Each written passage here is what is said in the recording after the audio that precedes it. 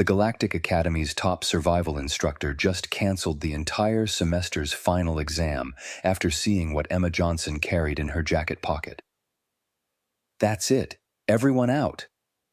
Now!" Zilax's voice cracked across the training hall, his usual commanding bark replaced by something that made every cadet freeze mid-step. His 4 eyes had locked onto Emma's jacket, the worn, patched brown leather thing she'd been wearing for 3 months, while the other cadets snickered behind their hands. Kael'thas, the Valerian who'd spent weeks calling it a primitive fabric coffin, looked up from his brand-new environ suit. "Sir, the exam starts in—" "I said out." Zilax's mandibles locked rigid, a threat display Emma had never seen from the usually unflappable instructor. "Except you, Johnson. You stay exactly where you are and don't move a single muscle." According to YouTube analytics, 99.6% of viewers are not subscribed. That's a huge number. By subscribing the channel that is completely free, you'll help support the channel and never miss fresh content. Emma stood there, backpack half unzipped, completely baffled. She'd been late, again, because the transport shuttle from Earth Sector ran on a schedule that seemed designed by someone who'd never heard of punctuality.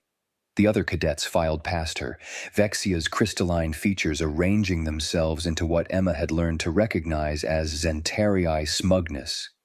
"Guess the museum piece finally got her in trouble," Vexia whispered, loud enough for Emma to hear. Rahil chittered in agreement, his 6 legs carrying him quickly toward the exit. Probably violated some artifact preservation code. The door sealed behind them with a pressurized hiss. Zilax hadn't moved. He was staring at Emma's jacket pocket, specifically at the small bulge where she kept her multi-tool. "Instructor, I'm sorry I was late. The shuttle—" "Where did you get that jacket?" His voice had dropped to barely above a whisper, the kind of tone you'd use at a funeral. Emma glanced down at it. The leather was scuffed, the zipper replaced twice, and her grandmother's initials were still visible on the inner collar. "It was my grandmother's. She gave it to me before I left Earth for the academy, said I'd need it more than she—" "What's in the pockets?" He'd taken 3 steps closer, moving with the careful deliberation of someone approaching a live explosive. "Tell me exactly what you're carrying." "Just regular stuff." Emma's confusion was rapidly shifting toward concern. Zilax had taught advanced hostile environment survival for 40 years. She'd seen him remain calm while demonstrating emergency procedures in hard vacuum. She'd watched him casually discuss the 17 ways a person could die on a Class 7 death world.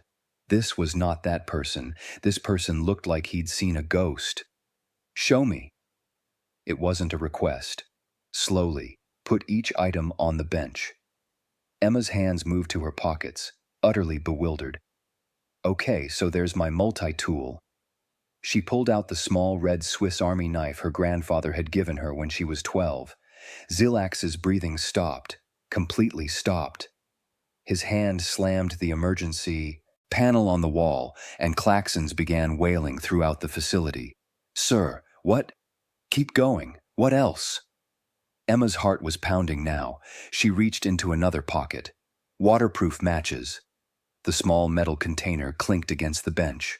The door burst open. 3 senior instructors rushed in, then froze at the entrance like they'd hit an invisible wall. "Zilax, what's the emergency?" Commander Sinara's voice died as she saw the items on the bench. Her chromatic skin shifted through 6 colors Emma had never seen before. "Sweet infinite void," breathed another instructor, a Korthan named Jataro. "That's not possible." "What else?" Zilax demanded, his eyes never leaving Emma's jacket. "Show us everything." Completely mystified but increasingly alarmed, Emma continued. Compass. Emergency whistle. This bracelet. It's paracord. You can unravel it if you need rope. Small first aid kit. Tactical pen. Lighter backup. Water purification tablets. Emergency blanket. And a granola bar, but that's probably not— "Stop." Commander Sinara had moved closer, her movements reverent, like she was approaching a religious artifact. You know how to use all of these?" "Of course." "They're just basic camping gear." Emma looked between the assembled instructors, all of whom were staring at her with expressions ranging from awe to something that looked uncomfortably like fear. "Guys, what's going on? Did I bring something illegal?" Zilax finally moved, but not toward Emma. He walked to his desk and activated the priority communication channel. The one Emma knew was reserved for catastrophic emergencies and direct council contact. "This is Instructor Zilax, authorization code Theta-97. I need an immediate security lockdown of Training Hall 12 and emergency consultation with the Historical Preservation Council Military Command and the Xenoarchaeology Department." He paused. "Yes, I said all three. And yes, it's that serious. I have a code antiquity situation." "Code antiquity?" Emma's voice cracked. "Sir, these are just tools.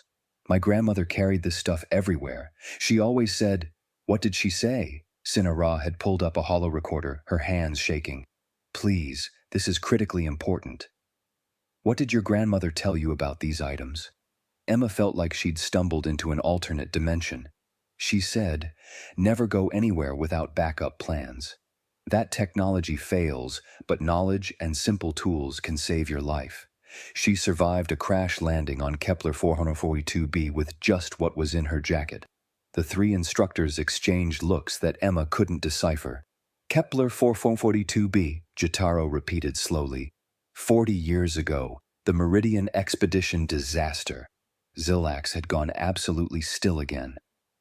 "What was your grandmother's name?" Sarah Jackson. She was a civilian survival consultant for the survey missions back then." Emma's mind was racing. "Why? What does that have to do with—" "Because Sarah Jackson is the reason I'm alive." Zilax's voice carried 40 years of weight. "She's the reason any of us from that expedition survived." The room fell silent except for the distant klaxons still echoing through the facility. Emma stared. "You were on the Meridian?" "Junior officer, first deep space assignment, 300 personnel on that mission." Zilax moved to the window, looking out at the academy grounds, but clearly seeing something else entirely. "Our ship suffered catastrophic systems failure in orbit. We made it to the surface, but every piece of technology we had died within 6 hours. Environmental suits, medical equipment, communication arrays, power generators, everything." He turned back to Emma, and she saw something in his eyes she'd never expected to see from the unshakable instructor: vulnerability. "We were stranded on a Class 6 hostile world with nothing, no way to call for help, no way to survive. The entire senior staff was in panic mode, trying to recalibrate dead equipment. We were going to die, all of us, within a week." His mandibles clicked softly. "And then this human woman, your grandmother, she just pulled out a jacket exactly like that one." Sinara had pulled up historical records on her datapad, displaying images from the Meridian disaster. Emma saw her grandmother's younger face among the survivor photos. "She had a compass," Zilax continued, his voice distant with memory. "She explained that it worked using the planet's magnetic field. No power source needed. We'd forgotten that was even possible. Our people haven't used magnetic navigation in 3,000 years." Jotaro picked up the matches from the bench with trembling hands. "She showed us how to make fire, actual combustion fire, created with nothing but chemical reaction and friction. Our species stopped using open flame 5 millennia ago. We'd forgotten how. She built shelters using paracord and native materials," Sinara added, reading from the report. "Purified water with nothing but tablets and solar exposure. Treated injuries with basic medical supplies that required no power. Created signaling devices that worked without electronics." 300 of us," Zilax said quietly, "representing 17 different species, the best and brightest the galactic community had to offer, and not one of us could start a fire without a plasma torch. Not one of us knew how to find direction without a nav computer. Not one of us could survive without our technology." Emma felt the weight of his words settling over the room. "Your grandmother kept us alive for 43 days, with nothing but the contents of that jacket, and knowledge she said every human child learns in something called summer camp. Zilax laughed, but it was hollow. 43 days. We were rescued because she figured out how to create a signal mirror using nothing but a piece of polished metal and an understanding of angles and light reflection. The survival paradox, Jotaro whispered. It's real. It's actually real. Emma looked between them. The what? Sinara pulled up another file. After the Meridian disaster, there was an inquiry. Your grandmother's methods were studied extensively. Military theorists realized that galactic civilization had made a critical error in our development. We advanced so quickly, became so dependent on technology, that we completely abandoned what we called primitive survival skills. We assumed we'd never need them again. But technology fails, Emma said slowly, understanding beginning to dawn. Technology always fails eventually, Zilax confirmed. But we'd lost the knowledge of how to survive without it. Your grandmother's report recommended that all spacefaring species maintain what she called redundant capability, the ability to survive and function even when stripped of advanced technology. The council dismissed it, Jotaro said bitterly. Called it unnecessary, said modern technology was reliable enough that such skills were obsolete. And then 15 years ago, the Novara colony died. Sinara's voice was flat. Solar flare knocked out their power grid. 2,000 people dead within a month because not one of them knew how to purify water or preserve food or create shelter without environmental systems. 5 years ago, the Talaxian research station. Jotaro's crystalline features dimmed. Equipment failure. 37 casualties. They couldn't figure out how to create fire for warmth. Last year, Zilax added, the military lost an entire strike team on Rigel 7 when their tech was disabled by local interference. They had all the natural resources they needed to survive. They just didn't know how to use any of them. Emma looked down at her grandmother's jacket with new eyes. So these items represent capabilities we've lost as a civilization, Sinara finished, knowledge that humans apparently never abandoned. You said your grandmother told you every human child learns this. Basic survival skills. Yeah. Camping, hiking, orienteering, first aid, fire building, shelter construction. It's standard education. Emma pulled out her data pad. There are thousands of human organizations dedicated to teaching these skills. Boy Scouts, Girl Scouts, wilderness survival schools, military training programs. The 3 alien instructors stared at her datapad like it was displaying the secrets of the universe. You're telling me, Jotaro said slowly, that human children, actual children, are routinely taught skills that could save lives in catastrophic technology failure scenarios? Well, yeah. My grandmother used to say humans have a saying, hope for the best, prepare for the worst. We don't trust that technology will always work, so we maintain backup capabilities. Emma gestured at her jacket. This stuff isn't unusual on Earth. Most humans who spend any time outdoors carry similar gear. How many humans are at this academy? Sinara asked suddenly. Maybe 30 out of 3,000 cadets.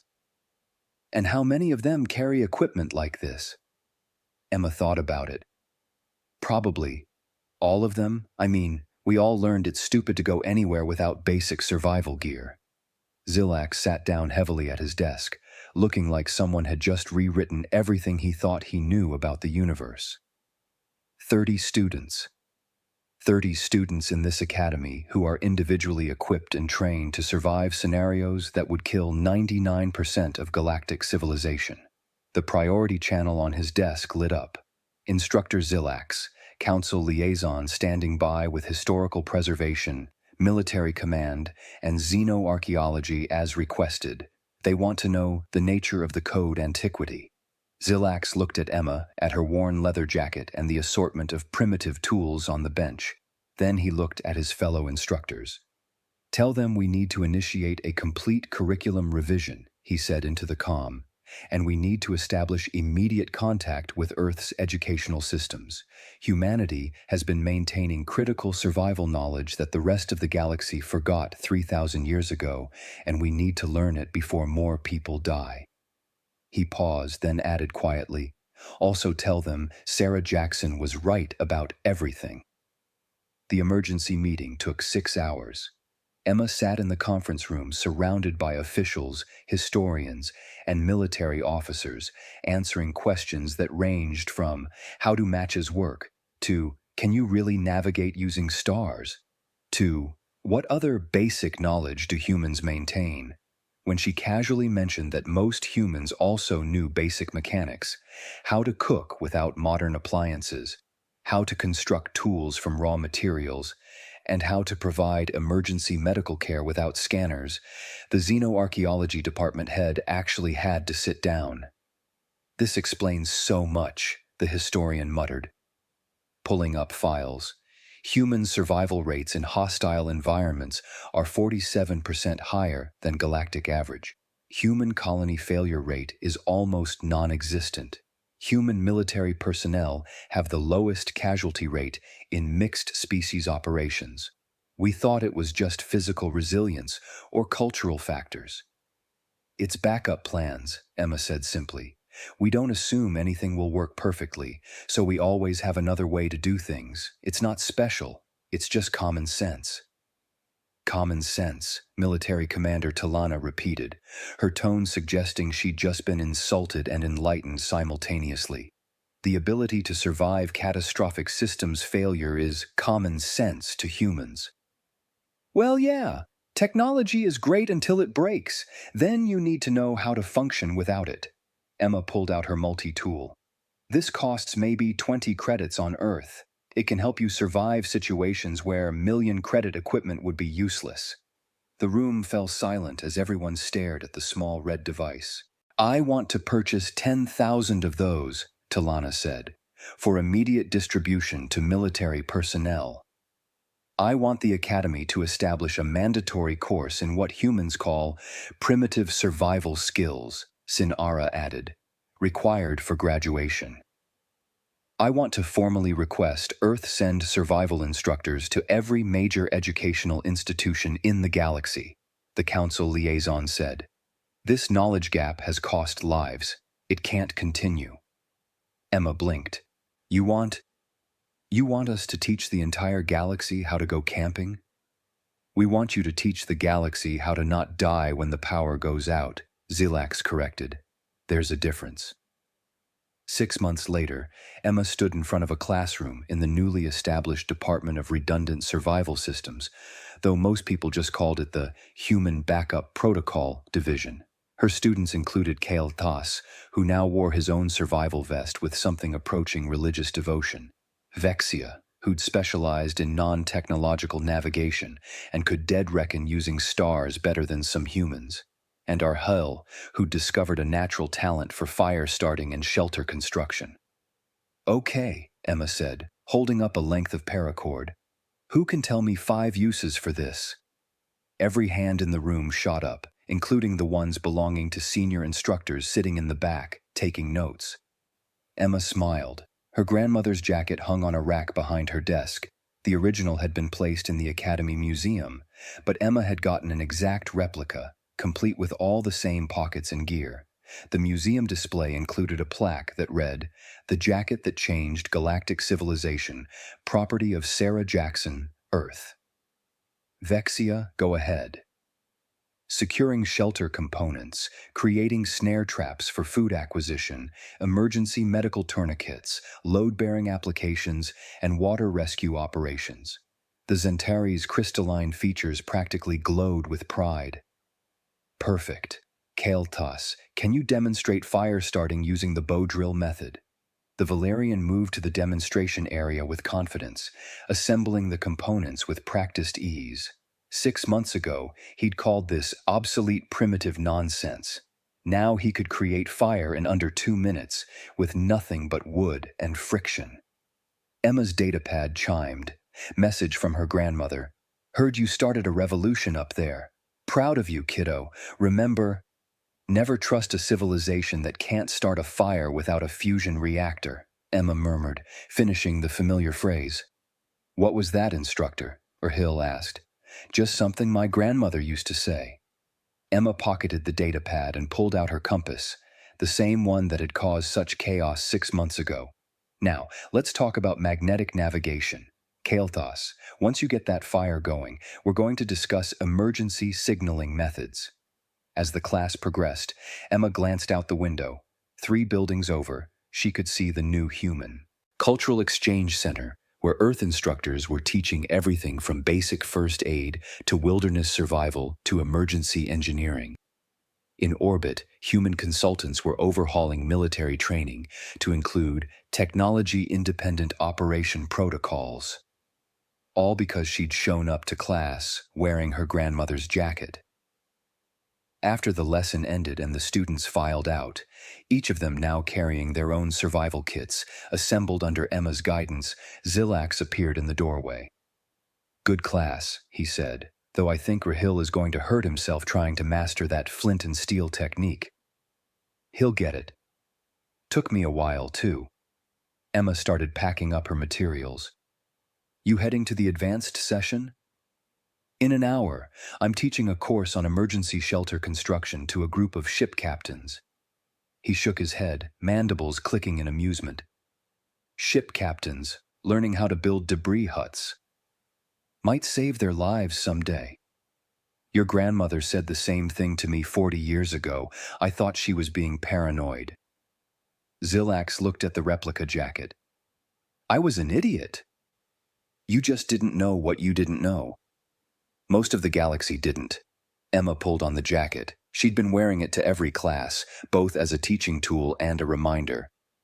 "That's changing now. Because of you. And Sarah Jackson. Because humans are paranoid pack rats who never throw away knowledge that might be useful someday." Emma grinned. "We're hoarders. It's genetic."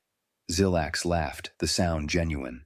"Well, your species' hoarding tendencies just created a new saying in Galactic Common: pack like a human, survive like one. I've heard that one. Personally, I prefer plan for disasters, enjoy the peace." "Is that another Earth saying?" "Nah, just made it up, but it sounds good, right?"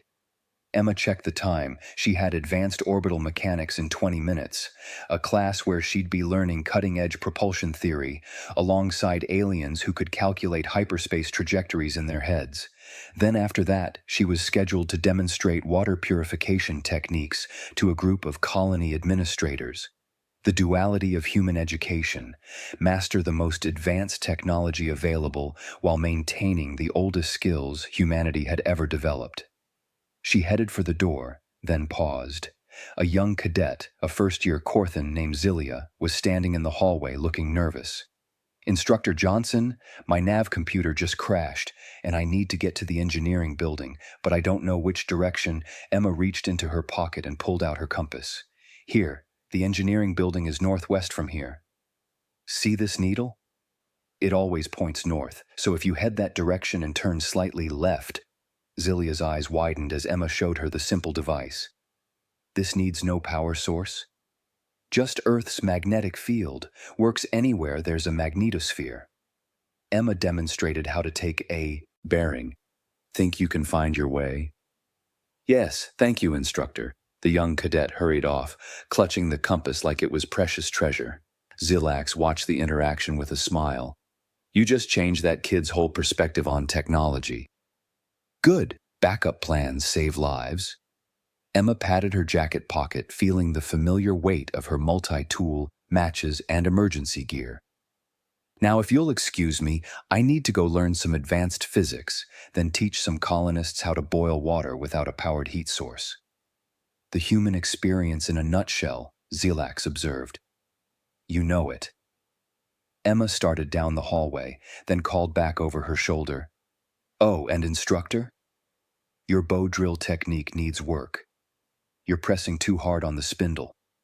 Come by my office hours tomorrow and I'll show you the proper angle." She didn't see his expression, but she heard his laugh echo down the corridor. Emma made her way across campus, her grandmother's jacket comfortable and familiar against her shoulders. Students passed her, alien cadets from a dozen species, many now carrying their own primitive survival kits alongside their high-tech equipment. The academy that had once mocked her museum piece now had a waiting list for her courses. She stopped by the campus cafeteria to grab lunch. The Talaxian server, a friendly guy named Ginnix, waved her over. "Instructor Johnson, I tried that thing you taught us, starting a fire with just sticks." "How'd it go?" "Took me 45 minutes, and I thought my arms would fall off, but I did it." His enthusiasm was infectious. "My family thinks I've lost my mind, spending hours learning to make fire, but I don't care. It's amazing. Wait until you try flint and steel, much faster once you get the hang of it." Emma grabbed her sandwich and headed to her next class, content in the knowledge that she was exactly where she was supposed to be, bridging the gap between humanity's oldest wisdom and the galaxy's newest technology, one lesson at a time.